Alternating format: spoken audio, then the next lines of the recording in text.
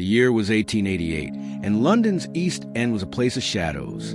Whitechapel, a cramped district of narrow alleys and flickering gas lamps, was filled with poverty, sickness, and desperation. Its streets never slept. At all hours, the sound of footsteps echoed against damp brick walls, mingled with shouts, drunken laughter, and the rattle of horse-drawn carts. The Industrial Revolution had built fortunes for some, but for the people of Whitechapel, life was survival.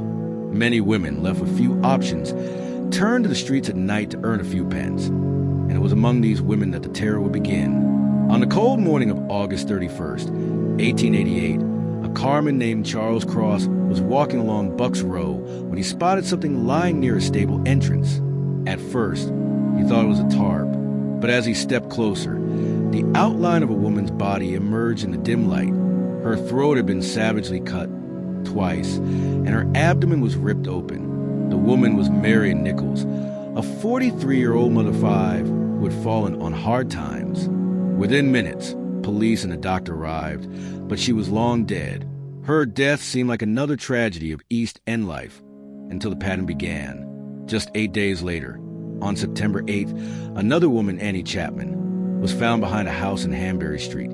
Her throat slit, her body mutilated in the same dreadful fashion. The killer had removed organs with surgical precision, suggesting he knew anatomy. Rumors spread quickly. People whisper a man in a long coat, seen lurking in the fog, his boots wet with blood. Panic began to spread through Whitechapel. Women who had walked those streets for years now refused to go out alone. Shopkeepers barred their doors early. The newspapers, desperate for sales, gave the murderer a name that would echo through history: Jack the Ripper. The city's police force was unprepared for what followed. Detectives from Scotland Yard swarmed the East End, interviewing hundreds, but clues vanished into a maze of alleyways. Every stranger was a suspect. Some believed the killer was a butcher, others a doctor, or even an immigrant seeking revenge. False leads poured in by the hour. The press fueled the fear, printing wild claims and gruesome sketches of the victims. For Londoners, reading the morning paper became both a ritual and a horror, wondering if another woman had been found. By the end of September, the killer struck again, twice in a single night. On September 30th, the body of Elizabeth Stride was discovered in Berner Street. Her throat had been cut, but her body was not mutilated like the others. Investigators believe the Ripper may have been interrupted. Less than an hour later, just blocks away in Mitre Square, another woman, Catherine Eddowes, was found. Her face slashed, her organs removed with chilling care. 2 murders in one night left London frozen in fear. The Ripper had not only returned, he was taunting them, killing under the noses of police patrols and vanishing back into fog. Authorities scrambled to control the chaos. Posters warned women to stay inside, and the Home Secretary placed pressure on Scotland Yard to deliver results. Detectives worked day and night, mapping the killer's pattern, comparing knife wounds, questioning doctors across London. But the Ripper seemed always one step ahead. In the heart of the East End, candlelight vigils flickered on corners where bodies had been found. Priests offered prayers for the lost souls. The fear wasn't just in the streets. It had entered people's dreams. Among the rubble and smoke of industrial London, poverty had long been a silent killer. But Jack the Ripper was something else entirely, a phantom who turned fear into spectacle. Reporters described the murders as the work of a fiend in human form. Artists sketched haunting images of cloaked men slipping into alleys. It was no longer just crime. It was mythology being written in real time. As October began, the East End waited for another body to appear. Patrols doubled, volunteers watched from windows, and detectives whispered traps and decoys. But no one truly understood the killer's mind. He was unpredictable, methodical, and invisible. The police had a handful of clues: a torn apron, a few witnesses who saw a man in a hat, but nothing solid. Every clue seemed to fade like smoke. The people of Whitechapel had begun to realize a terrifying truth. Whoever Jack the Ripper was, he knew these streets better than anyone hunting him. And so, the autumn of 1888 turned into a season of dread.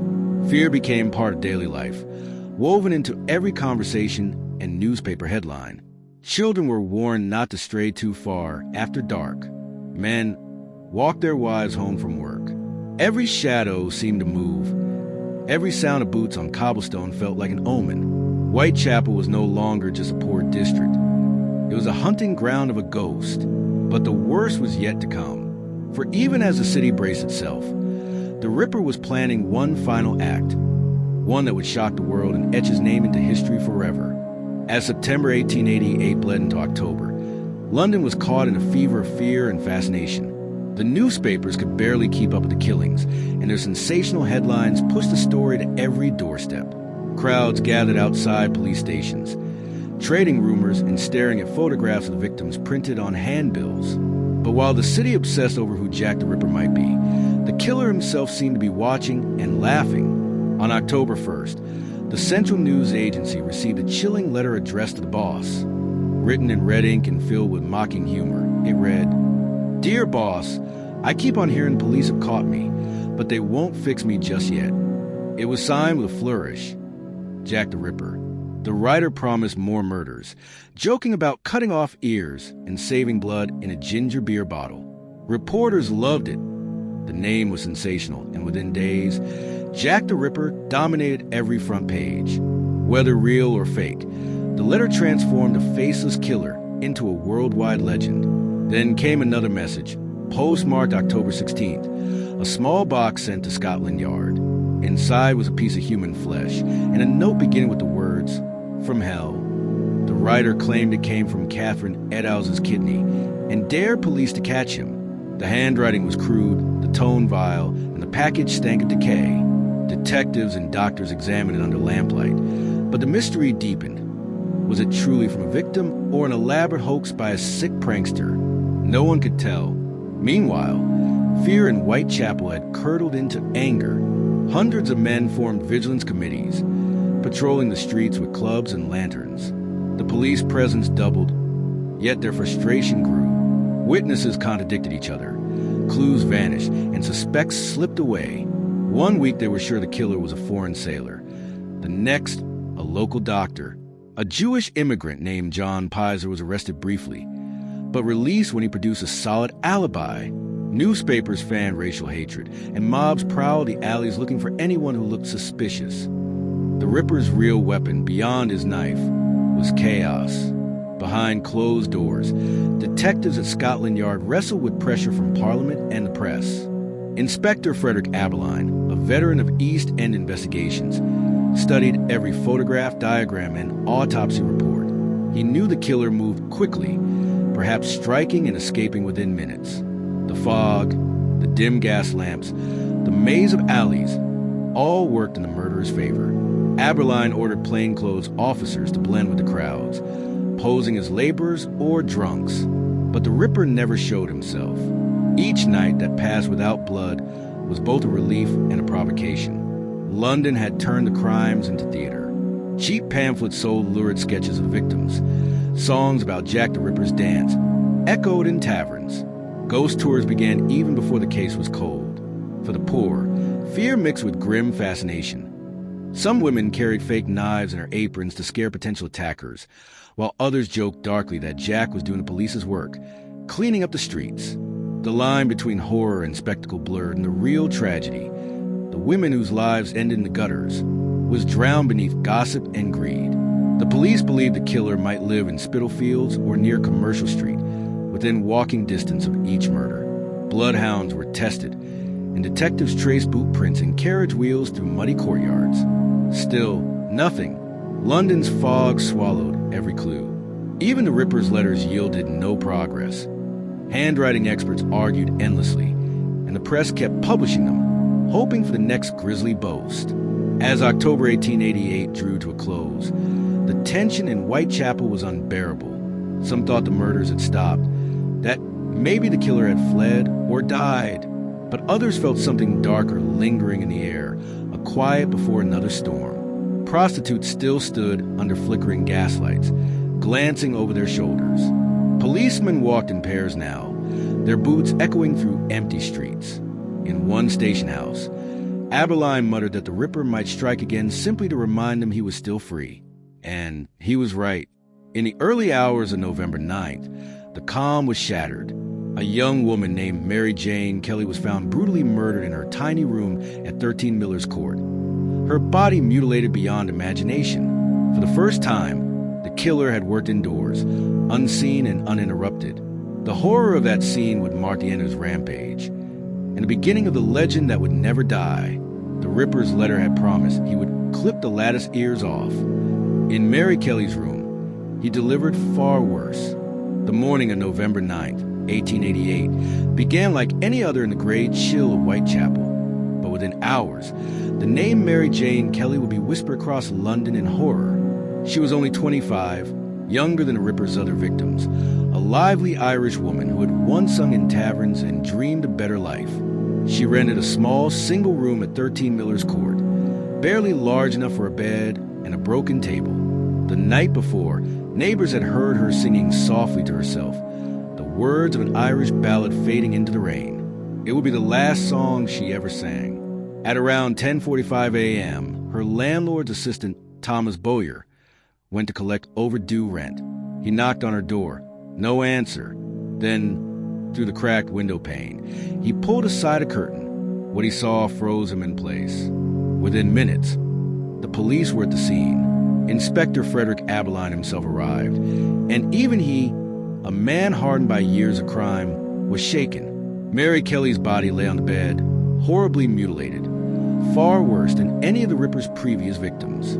Her face was destroyed beyond recognition, her organs removed and arranged on the bedside table. The walls were splattered with blood. The killer had taken his time. Unlike the earlier murders, which had all taken place outdoors, this was a killing done in complete privacy.